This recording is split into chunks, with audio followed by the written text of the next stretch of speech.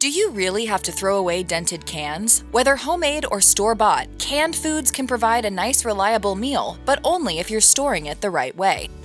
When you don't have a lot of storage space for canned goods, stacking cans and jars on top of each other might seem like a good idea. Many cans are made so that the bottom of one fits just inside the raised rim on the top of another, so of course people will store those cans stacked in columns. Unfortunately, something manufacturers haven't made obvious to the average consumer is that those stacks can actually damage the cans. As you add more cans to the stack, the cumulative weight of the cans presses down on the cans at the bottom. This can make the metal bend ever so slightly, which puts the integrity of any seals at risk. It can especially be bad for seals such as those on pop tops or on jars with lids where too much weight in the center might make the edges of the lid lift up. Use smaller storage shelves or stackable bins placed on the main pantry shelves to add more storage space if needed. If possible, place something solid but light over the bottom row of cans to further protect the seals, like a sheet of stiff plastic or piece of cardboard.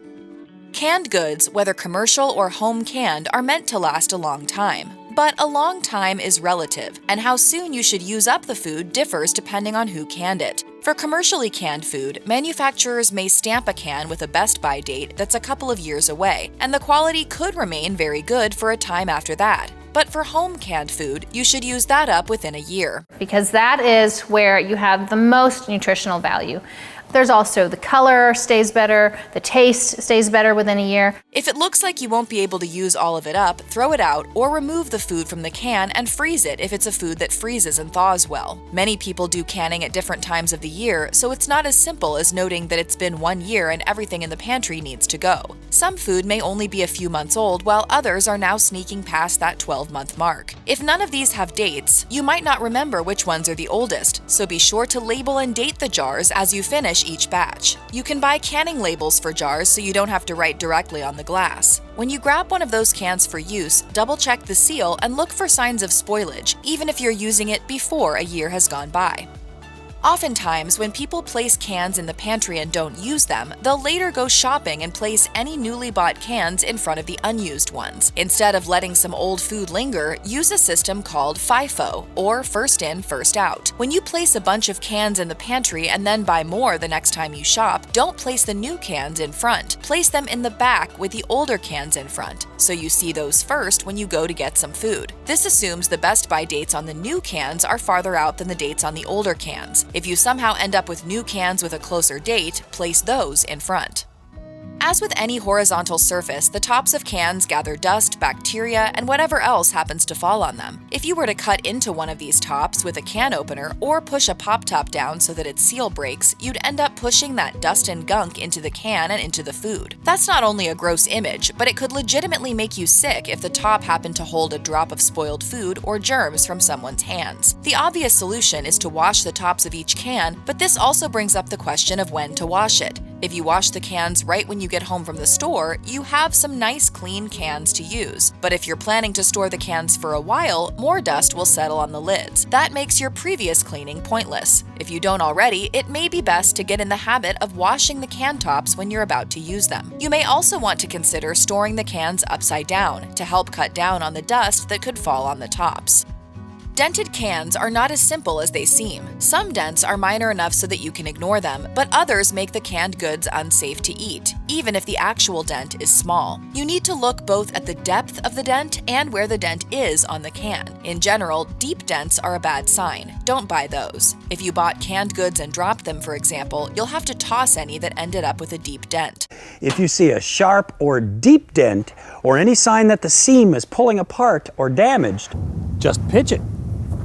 The location matters too. If the dent is on a seam, either on the side or near the top or bottom of the can, there's a chance that the seam has been compromised and that there could be a tiny opening. It doesn't take much to let germs in to spoil the food. And if the dent is right on the rim, throw out the can. Sunlight is the enemy of long-term food storage, both for metal cans and glass or plastic jars. Sunlight affects these in two ways. One is that the UV rays can degrade the quality of the food over time and adversely affect the nutritional content. Using darker or opaque packaging can help to an extent, but it's not perfect because the food can still be affected in one more way. When direct sunlight hits a container, it can heat it up. Not only does the packaging heat up, but the food inside can as well. Each can has something called a headspace at the top, which is a pocket of air that allows for expansion of the food as it's being canned and processed in a hot water bath. This headspace creates a vacuum on the can to draw out the remaining air. If that headspace heats up, the increased hot air inside the can will expand and may cause a breach of the seal. Once that's open, germs can get inside, and that's a bout of food poisoning waiting to happen. Even if there's no breach, the added heat can accelerate spoilage. You'd think food stored in sturdy metal or glass would be well protected from the elements, but unfortunately, that's not the case. Moisture, heat, and excessive cold can all damage the quality of the food, and in many cases, they can lead to spoilage. Moisture can promote rust on metal cans and lids, which can eat through the metal, allow bacteria and dirt in, and allow the contents of the can to leak out. Heat has essentially the same effect as sunlight on the temperature of the can. Very hot temperatures, over 95 degrees Fahrenheit, can make any dormant microorganisms that are in the can start to grow again, and you may want to consider disposing of those cans. Cold temperatures, especially freezing temperatures, can crack glass and plastic and ruin seals on metal. Canned goods need to be stored in moderate temperatures, preferably below 70 degrees, but you can go to 85 degrees if needed. Keep everything in a dark, dry spot away from heat sources, including electronics that give off heat. Ball is a major provider of equipment, supplies, and advice regarding canning foods at home. Among their products are glass mason jars and two-piece lids meant to seal those jars. In 2017, Ball changed how their lids were made, which led to a major change in how people were supposed to use them. And it was a change that, if not followed correctly, could ruin some jars. Before 2017, when you sterilized lids for canning, you'd wash the lids with dish soap and water and then you'd heat them up, placing the lids in boiling and then simmering water. Now, though, you don't have to heat them up because the lids don't need heating before forming a seal on the jar. If you don't feel comfortable with not heating the lids, you can still simmer them. Do not boil them, as that will thin the plastisol and make it harder to form a good seal once you place the lid on the jar.